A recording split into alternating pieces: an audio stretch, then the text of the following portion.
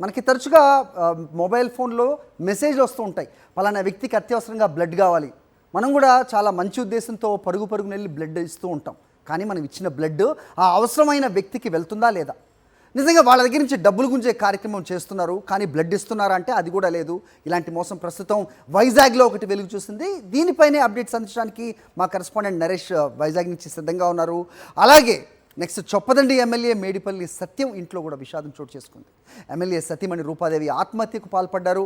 అనారోగ్య సమస్యల కారణంగానే ఆమె ఆత్మహత్య చేసుకున్నట్టుగా ప్రాథమికంగా నిర్ధారించారు. అయితే ఇంకా పర్టికులర్గా కారణాలు అయితే తెలియరాలేదు. ఈ రెండింటి మీద అప్డేట్స్ అందించడానికి నరేష్ అలాగే సుస్మిత సిద్ధంగా ఉన్నారు. ముందుగా నరేష్తో మాట్లాడదాం. నరేష్, చెప్పండి. సో మోసం చేయడానికి కొత్త మార్గాలు ఎప్పటికప్పుడు ఎంచుకునే ఉంటారు నేరస్తులు. ప్రస్తుతం బ్లడ్ మీద కూడా పడ్డట్టు తెలుస్తోంది. ఏం జరుగుతోంది వైజాగ్లో, ఏంటి మీ దగ్గర ఇన్పుట్స్? హరి, సైబర్ నేరం పాల్పడడానికి కాదేది అనర్హంగా ఇప్పుడు తయారైంది. ఎందుకంటే కొత్త దారులు, ఒక దారి మూసుకుపోతుంటే మరొక దారి తెరుచుకుని సైబర్ నేరగాళ్ళు ఈ దాడులు పాల్పడుతున్నారు.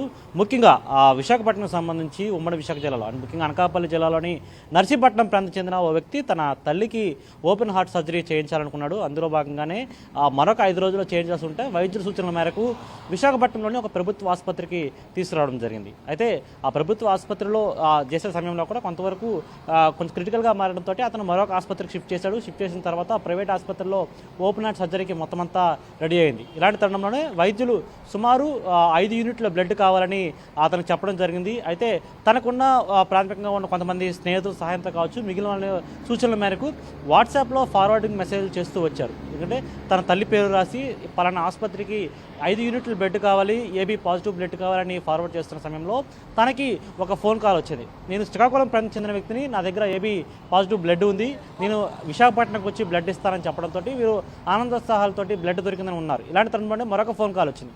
తాము బ్లడ్ ఇవ్వడానికి సిద్ధంగా ఉన్నాము, అయితే మేము పలానా ప్రాంతం నుంచి రావాలనుకుంటున్నాము, కాకపోతే దారి ఖర్చులు డబ్బులు ఇస్తారా అంటే కూడా మొట్టమొదటిగా కొంత అమౌంట్ని డిమాండ్ చేశారు. ఆ తర్వాత వారు అది కూడా ఫోన్పేతో ట్రాన్సాక్షన్ చేశారు. ఈ విధంగా విడతల వారీగా అలా ఒక్కొక్కసారిగా 5,000, 3,000, 2,000 ఇలా చొప్పున ఒక్కొక్కసారిగా విడతల వారీగా డబ్బులు కాజేస్తూ వస్తున్నారు. కానీ ఎట్టకేలకు రేపు ఆపరేషన్ అనగా ఇప్పటికీ కూడా ఇంకా వారు చేరుకునే పరిస్థితి. అయితే వీరు కంగారుగా మళ్ళీ వారికి ఎవరైతే సంప్రదించారో వారందరికీ ఫోన్ చేయడం మొదలుపెట్టారు. కానీ అన్ని ఫోన్లు కూడా స్విచ్ ఆఫ్.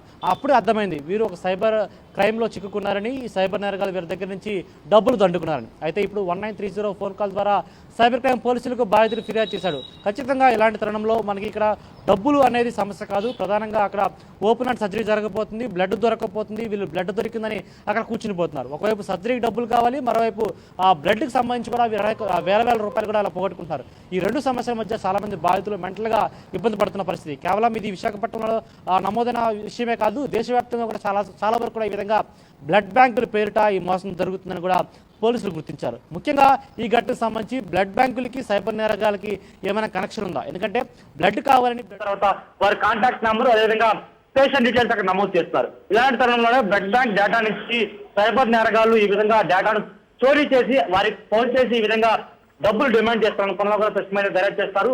అయితే మొట్టమొదటి ఇప్పటి వరకు అనేక కేసులు సైబర్ క్రైమ్ లో వచ్చాయి. ఇప్పుడు ఈ కేసుతో కూడా సైబర్ క్రైమ్ పోలీసులు దర్యాప్తు చేస్తున్నారు. మరి ఓకే నరేష్, సో మొత్తానికి ఒక ఆర్గనైజ్డ్గా ఇది జరుగుతుందా అని అనుమానాలు కూడా వ్యక్తం అవుతున్న నేపథ్యం అయితే చూస్తున్నాం. సో ఎవరికి అవసరం ఉంది అనేది అవతల వ్యక్తికి ఎలా తెలుస్తుంది, వాళ్ళు ఎలా సంప్రదిస్తున్నారు, డబ్బులు తీసుకొని మాయం అవటం వెనక నిజంగా మానవీయ కోణమే లేకుండా పోతుంది అనేది ప్రస్తుతం వైజాగ్లో వెలుగు చూసిన అంశం.